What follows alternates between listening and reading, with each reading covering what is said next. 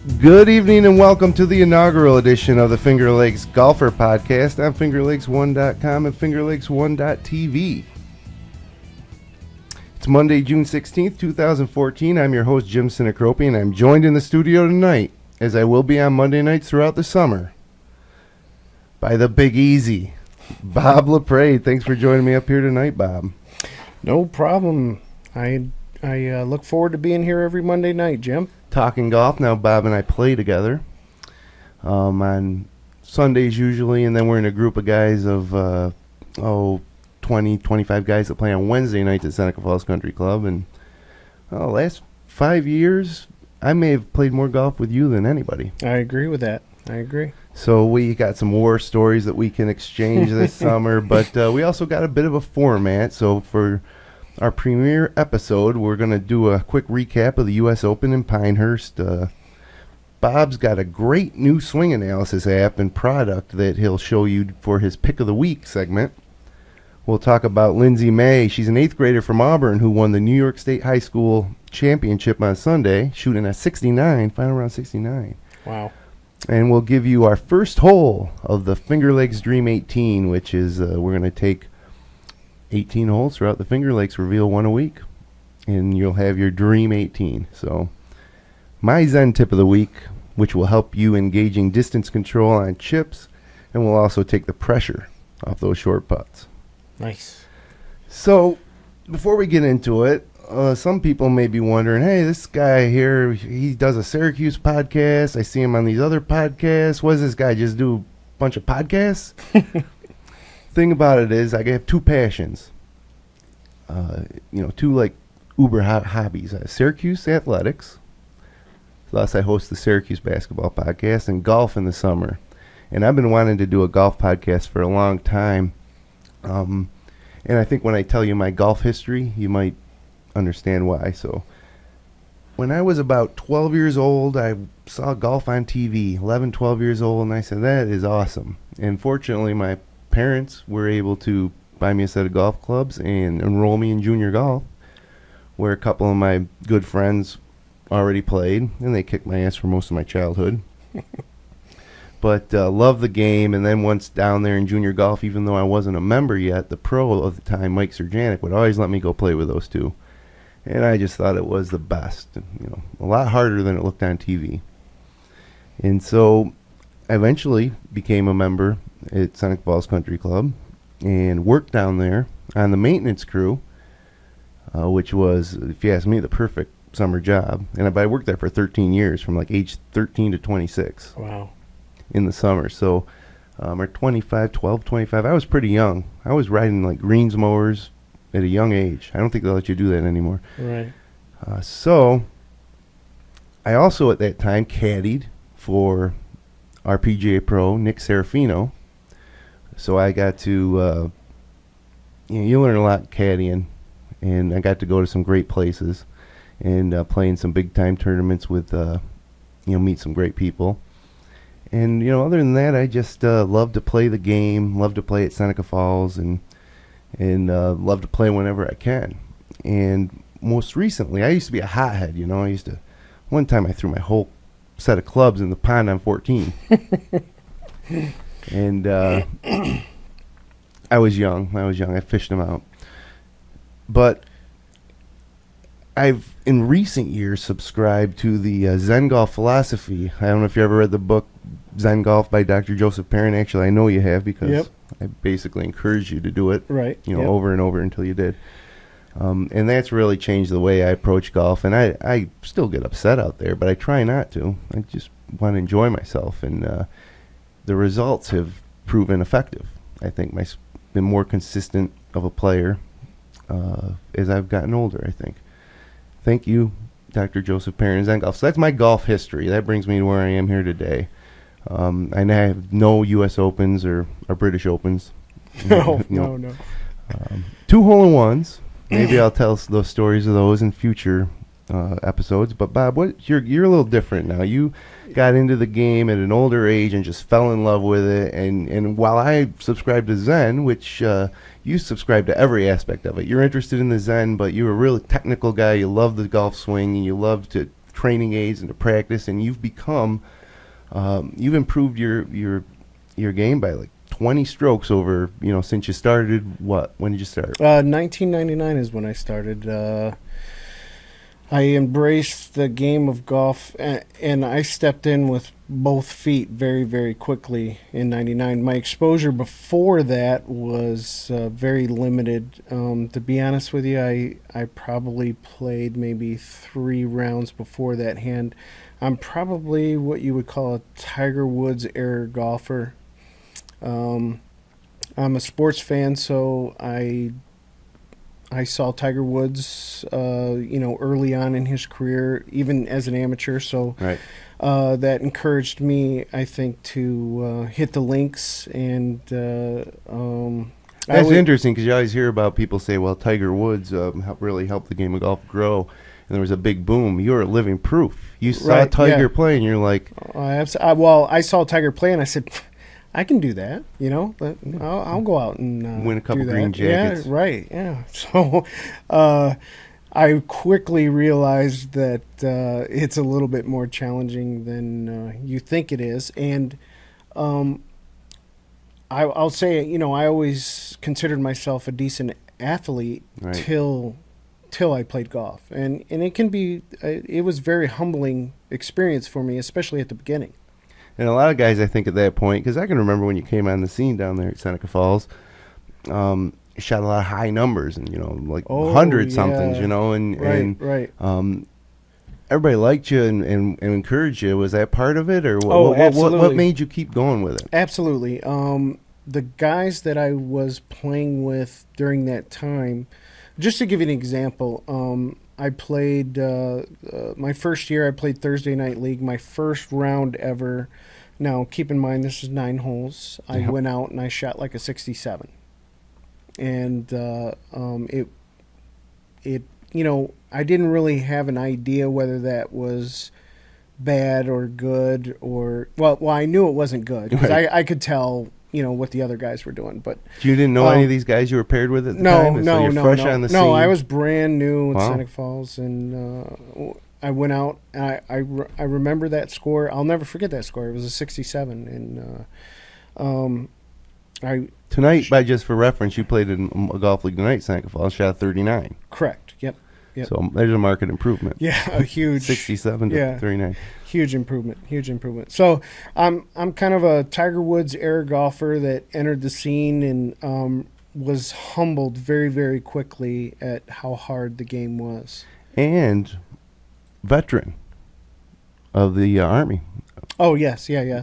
Actually, my first experience at golf that I remember, I was stationed in Egypt. And a bunch of guys said, I was in the Sinai Peninsula, the south, part of the multinational forces and observers. And we traveled south to Cairo. And Cairo had a, believe it or not, out in the middle of the desert, a pretty decent golf course, what I thought was a decent golf course. Like a public place? Yeah, anybody could go up there and play. And you get caddies. You don't really have a choice. You get a caddy, and...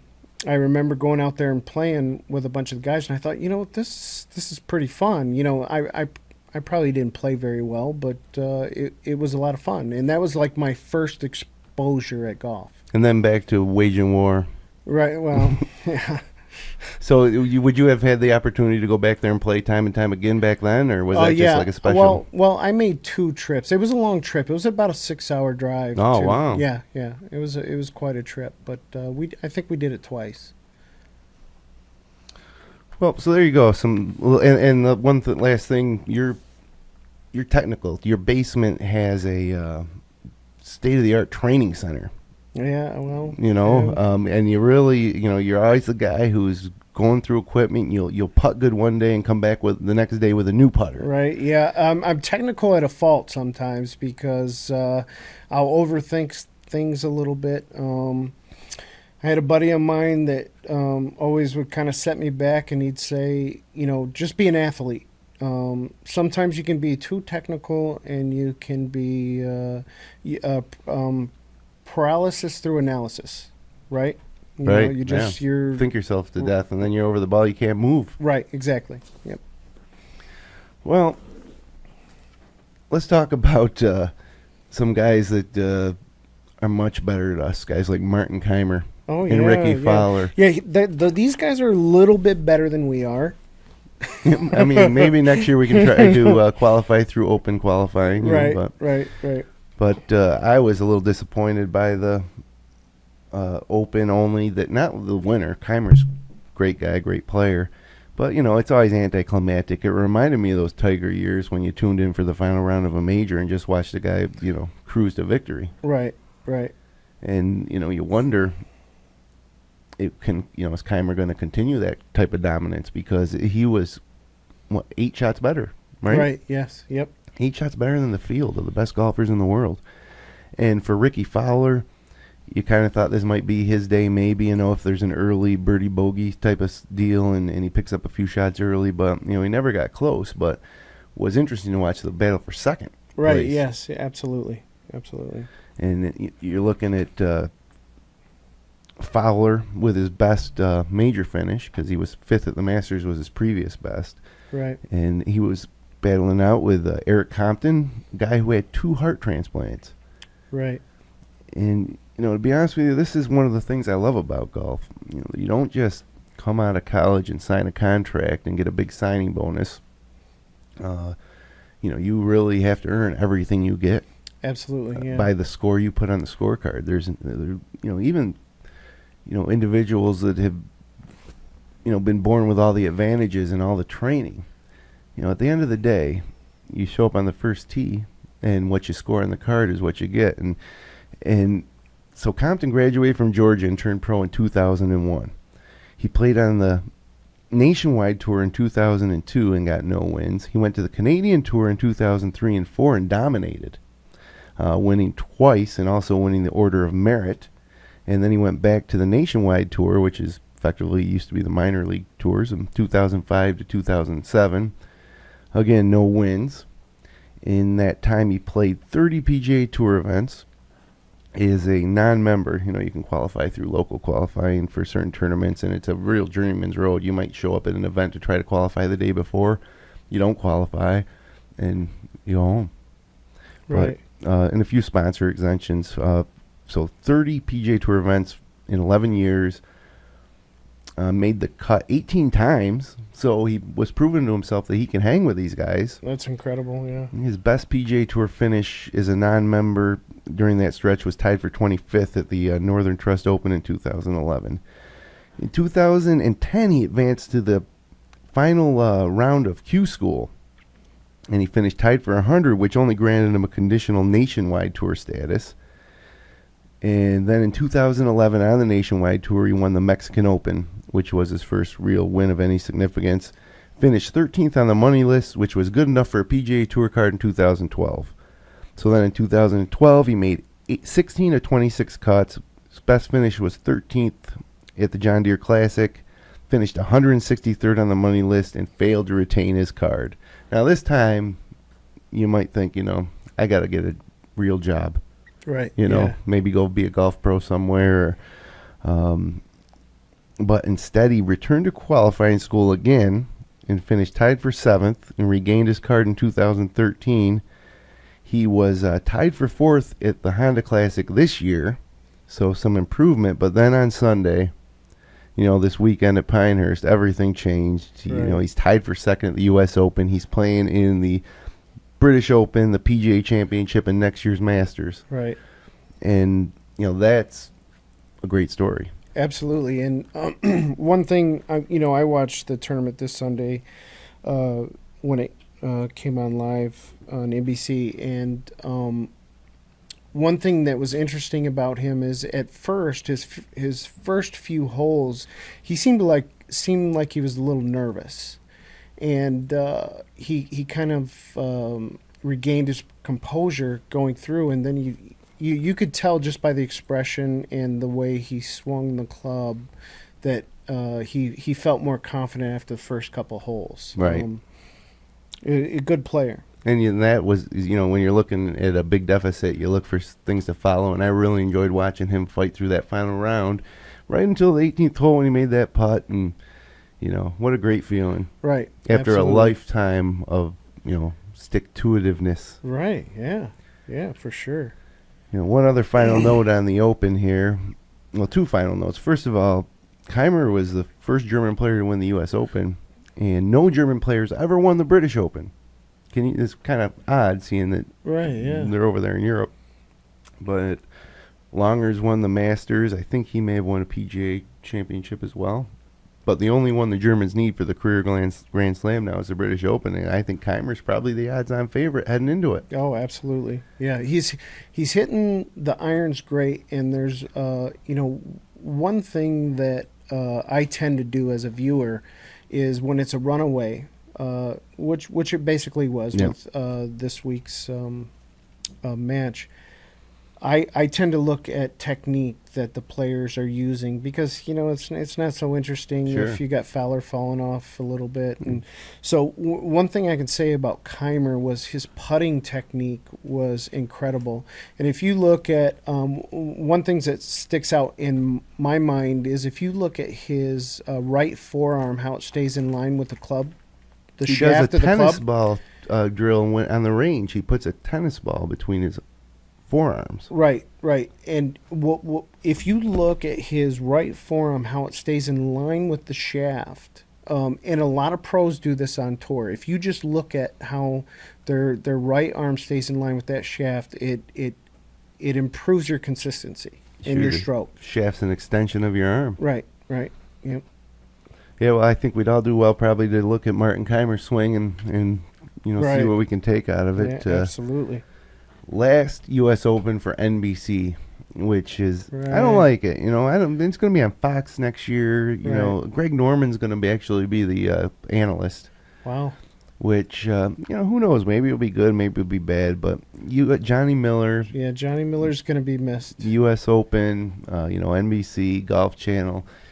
I don't like change like that. But can you imagine if the Masters aren't on CBS one day? Right. Yeah. It would be different.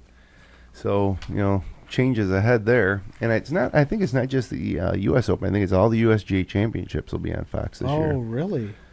Or next year. Do you think Fox will have the tracer, something that, how they like to innovate? I'm sure that they'll try to be more innovative, right, yeah. Right, and so, some good could come out of it. But, we'll have to see, what their personalities, are like. And I like CBS is the best in my estimation, and then NBC. I agree.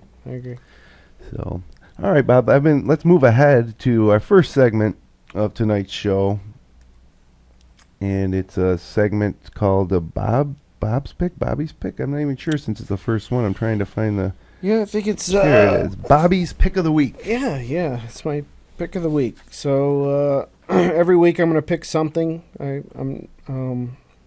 That has to do with golf. It could be a product or tip. Right, it doesn't necessarily have to be something you can buy. It's just absolutely. And this week, my pick is it's called the Swing Bite 2. And what that is it's a little device that goes on your club.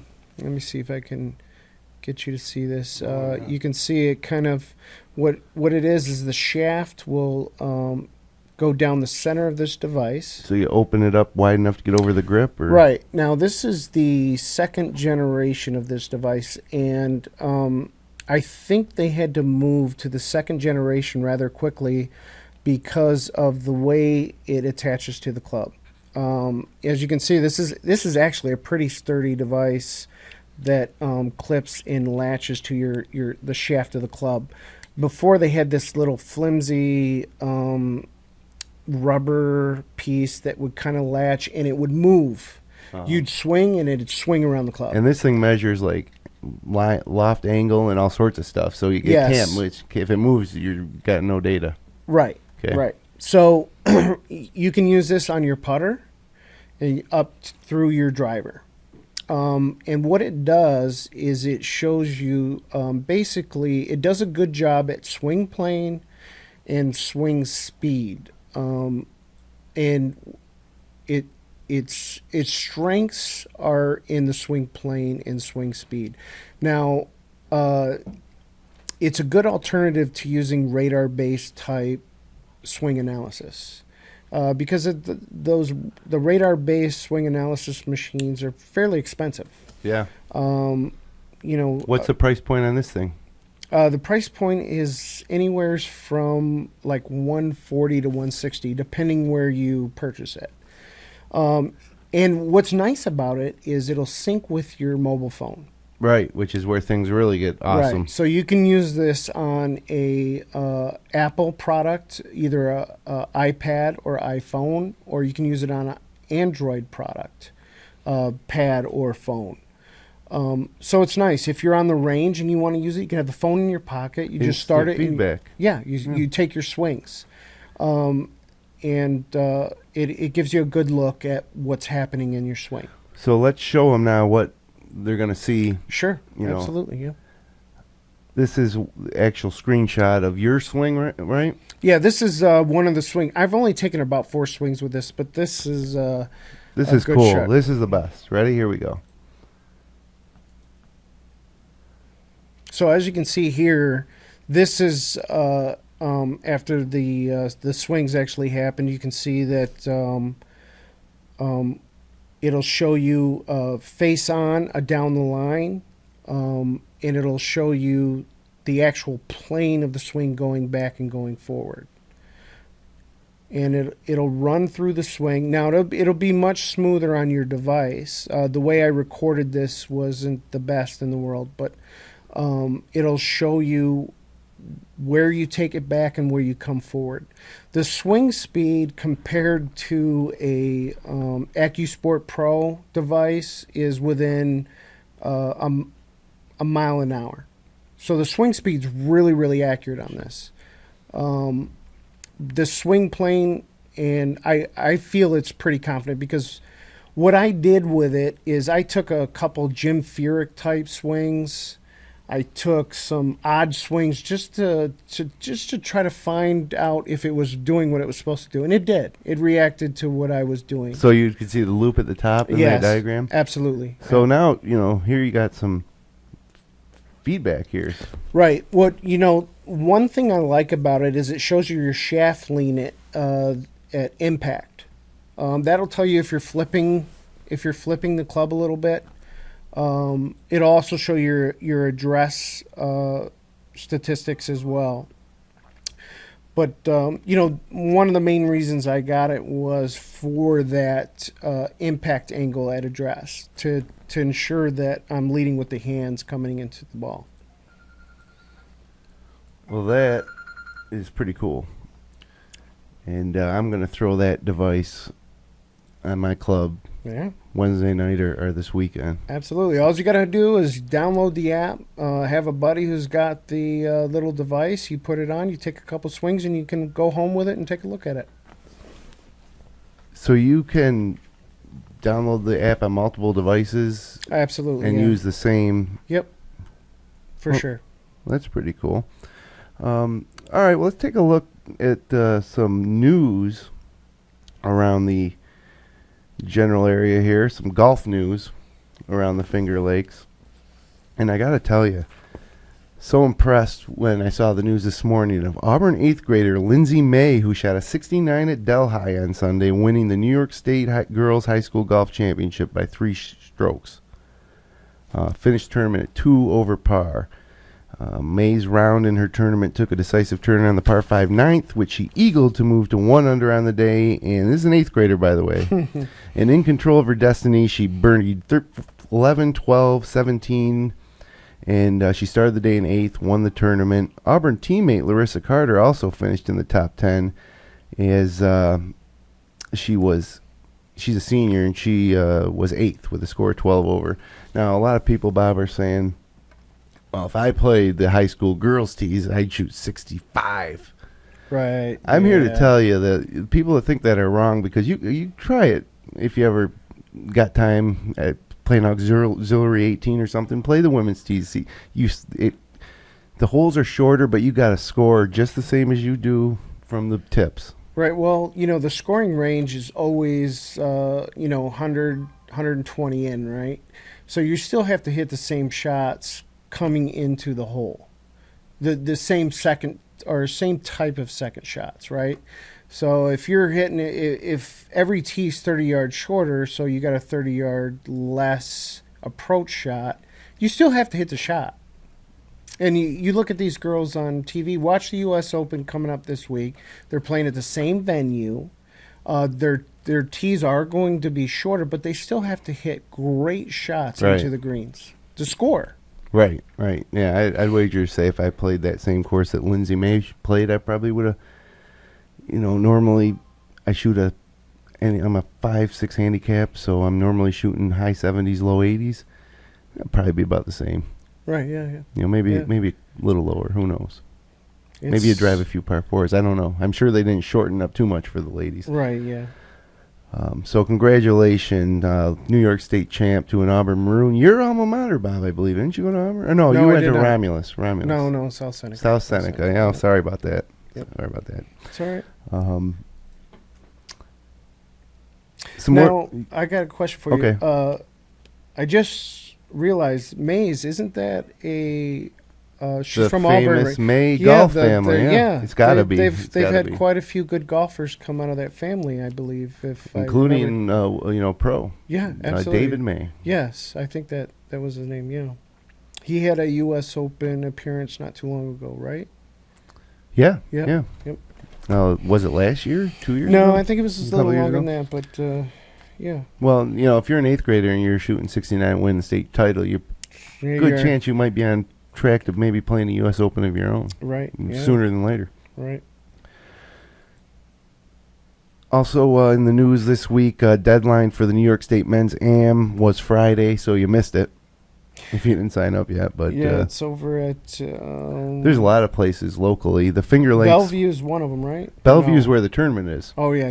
Qualifier taking place, Finger Lakes region, Wayne Hills, which is, of course, played several times, and it would have been a good opportunity to go, try to have a qualify. Not to think that I'm going to win the New York State Men's Am, but just for the experience. I want to do the Mid-Am this year. I'm committed. That's later in the summer. Right.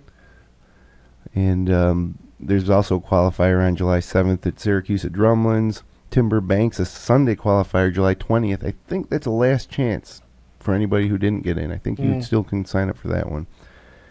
And so there you go. So speaking of great golf courses, it's time to debut the Finger Lakes Dream 18 segment.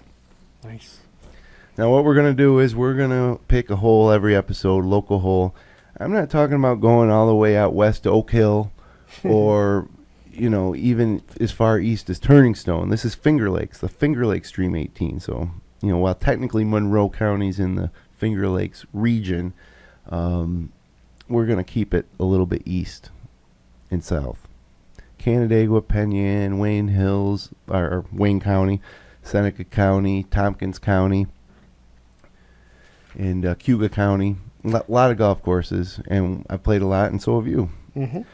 We're also going to take them in order. So if it's hole 1 on their Dream 18, it has to be hole 1 at the golf course. Right. So a lot of great opening holes.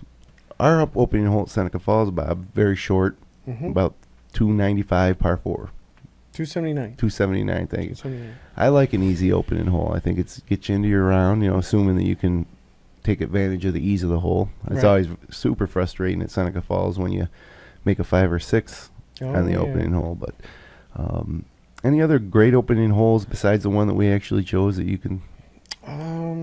You're putting me on the spot there. Let me see. Radisson has a nice par 5. He's a real easy one too. Yeah, but that's number 2.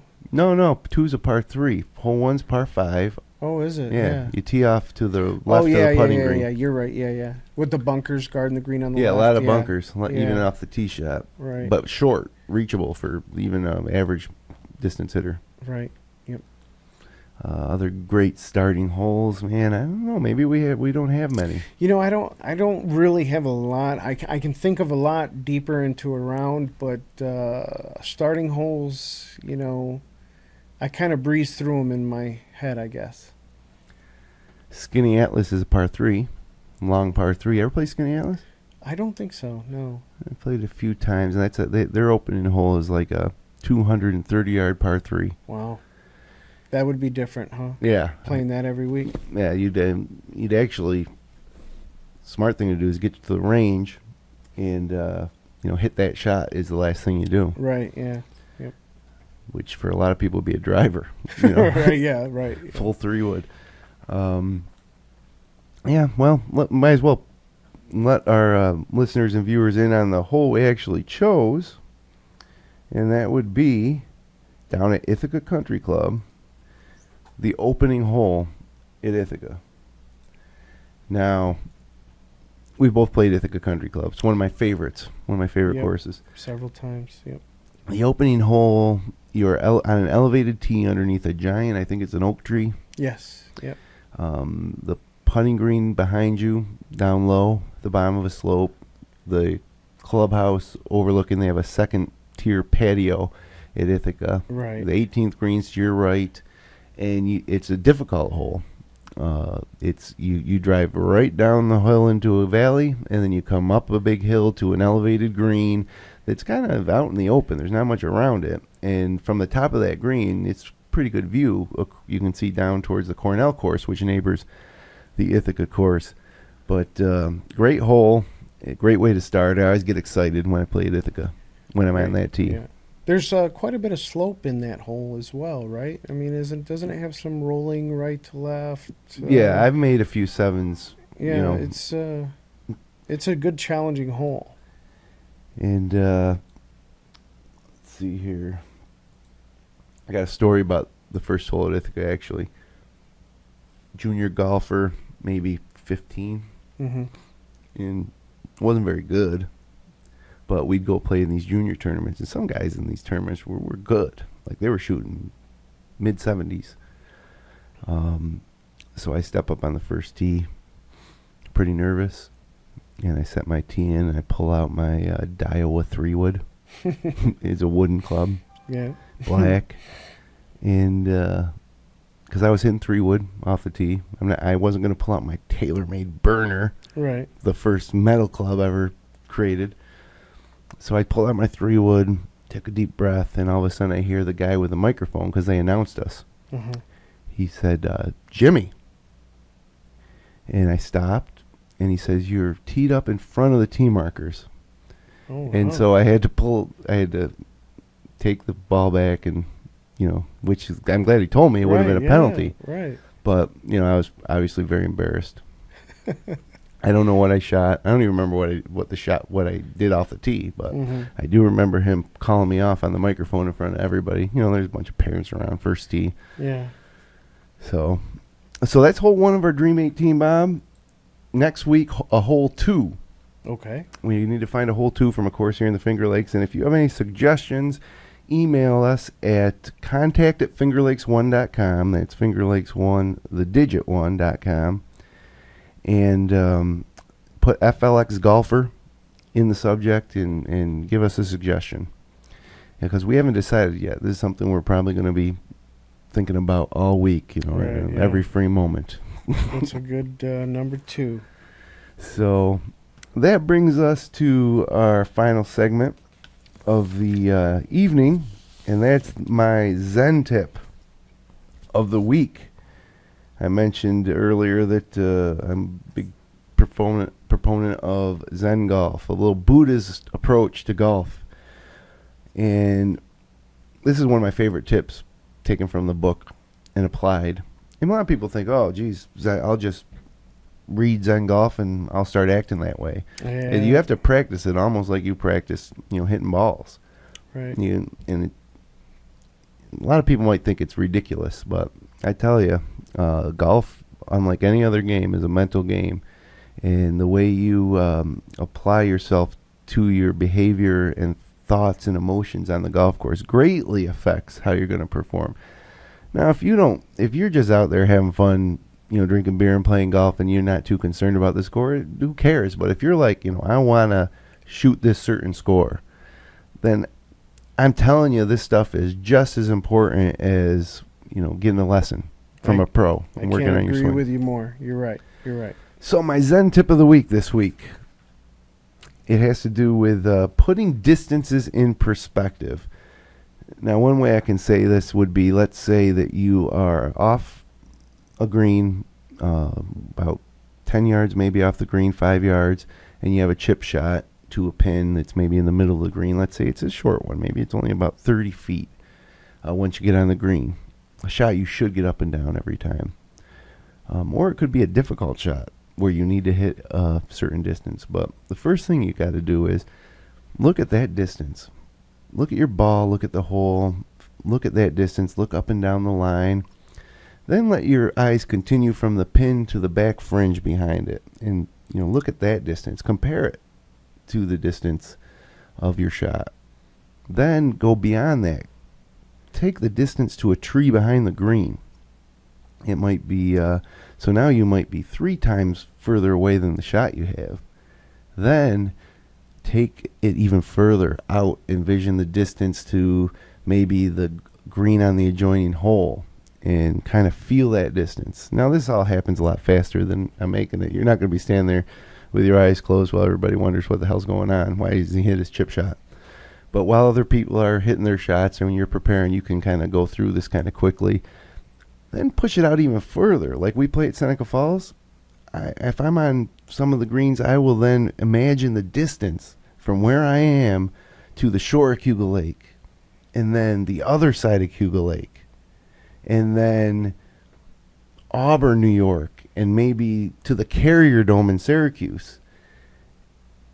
And then you return to your shot, and it's just the 30 feet, and you have a better perspective of how short that is, and generally I think it puts it in perspective. And I especially like also doing this when I'm faced with a shorter putt, a pressure putt, the 3-4 footer, the one you're supposed to make, but in reality, if somebody doesn't give it to you, you probably only make 7 out of 10 times. Right. Yeah.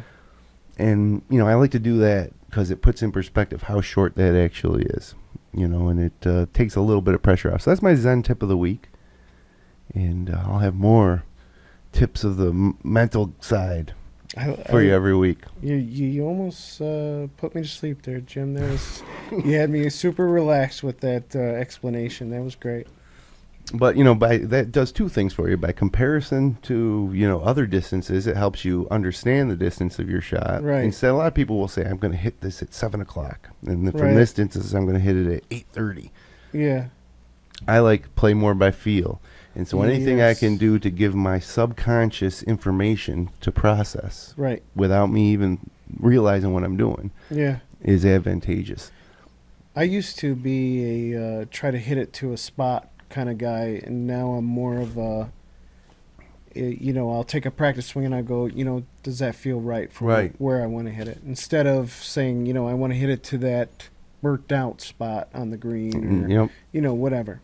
Yeah. I think you generally have better results when you do it that way. You take the shot as a whole. I agree, yeah. Visualize the whole shot rather than, like you say, picking a spot and trying to hit it at the exact loft you want and hope it reacts the way you want when it hits. And I sometimes pick spots in my shot preparation, but then after I've kind of picked that spot, I visualize the shot. I don't focus on the spot. Right, yeah. I want to land this a foot over the fringe. Right. But then sometimes you see the opposite of that, and you got guys that are 35 yards out and they're shooting it with the laser. And oh yeah, there's all sorts. Yeah. There's all sorts. Yeah. And not necessarily anything wrong with that either. No, I guess if whatever works for you. Okay, before we sign off today, I got a new product here. I'm actually going to do kind of unboxing. It's not necessarily in a box, but what I have here is my Father's Day gift from my wife and daughter. It's a TaylorMade 4 hybrid. It's a Stage 2 Rocket Balls 4 hybrid. And look at this head cover. You can actually change the club. So if you want to play a joke on somebody with one of these, and they got like 3 of them, change them all to the same number. But this one is a 4. And, I haven't even unwrapped it yet. What's the degrees on that? That would be 22 degrees. Oh, so it's around a 3-iron loft? Yeah, I suppose. Yeah, There's a couple par 3s on our course that are in that 200 to 215 range from the blues. Yeah. When the conditions warrant it, I have a 3 hybrid, a Callaway Razor, that I use a lot. But when it even firms a little, that's way too much. So I find myself taking some off, and this should be the club. Yeah. For those shots on those days. Not when it's too hard. I like to hit irons and kind of bounce it up. But I'm just disappointed you got another weapon in your bag to use against me. Yeah, I can basically start counting my money. Now this has a little dial under here too. I can adjust that. I don't want you using that dial. No, I just probably won't. I probably won't. You put an Allen wrench in there or something? No, you can't adjust that. Don't worry about that. Okay.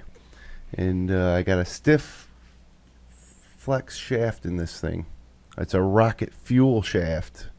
So, my wife said, "What do you want? I want to go buy you. What do you want, like golf club wise?" Mm-hmm. I'm like, "You don't really want to buy me a golf club. I'll go hit something on my own and get whatever I want." And she kept bugging me. I told her, I said, "Buy me some pants." Right. Yeah. But she kept bugging me, and I said, if you're gonna give me something, I need a 4 hybrid. Right. Unless you want to buy me the new latest Titleist driver. Right. Yeah. Which I don't think that was in her budget. Right. Yeah. So I'll be trying this out when I get back out there. And Bob, this was kind of fun. Yeah, absolutely. I love talking golf. We talk golf all the time, but usually there's not microphones or cameras in our face. No, there's not. But this was episode 1, and next week will be episode 2. Every Monday night, 9 o'clock through probably some point in September when we say, Yeah, sayonara. Fall golf. Got a whole season out of us. Who knows? Fall golf's the best, isn't it? It is, except there's that cloud over your head. Yeah, that, you know it's going to happen, right? The winter's coming. And then you start wondering, is this the last one? Is this the last one? Right, yeah. And then they airfry the greens, and you know how that goes. Right, yeah. But, one last remark. I almost forgot before I got out of here. Matt Kubasik, hole-in-one on 3 at Seneca Falls Country Club. We know what club he hit? God, I hope he doesn't get mad at me. I think he hit a 7-iron. It was... He's a good shot. It's around 175, 180. Right. Par 3 on number 3. Yep. I think it was a 6 or a 7-iron, somewhere in there. And from what they said is they couldn't see it going from the tee. They thought the ball that was on the back of the green was his, and when they got up there, they couldn't find his ball. They looked in the hole. There it was. And that's when everything gets crazy. You look down there, and there's that ball you held in your hand. Right. 175 yards back. Well, I played with him on Saturday, which was the next day, and he said he was shaking for the next 4 holes. Oh, wow. Yeah. So that was his first hole-in-one. And very exciting. Yep. So the round usually goes to shit after that, right? I didn't ask him. I didn't ask him how the rest of it went. Wonder what he shot. We'll have to find out. But right. Now we want to publicize any and all hole-in-ones from across the region. So if you one of your golfing buddies or family members had an ace over the past week, email us contact@fingerlakes1.com, subject line FLX golfer, and be sure to include the club, the course, the hole, the distance, the name, all that pertinent stuff. And if you like tonight's show and you want to have next show just pop up for you, subscribe to us on YouTube. After we get an episode or 2 under our belts, we'll be on iTunes and Stitcher.com for the audio-only version. But best place is to get over to YouTube and subscribe to fingerlakes1.com, and the homepage for this show where you can get easy access to all this kind of stuff would be, as soon as I can find it here on this list of graphics to put up for you, boom, podcast.fingerlakes1.com/FLXgolfer. So Bob, we'll see you out in the links, and we'll see you back here next Monday night live at 9 o'clock. Sounds great. Thank you, Jim. And for Bob LaPrade, I'm Jim Sinicropi, and thanks for joining us tonight on the inaugural Finger Lakes Golfer podcast. We'll be back next Monday night at 9 p.m. Until then, hit 'em long, not often.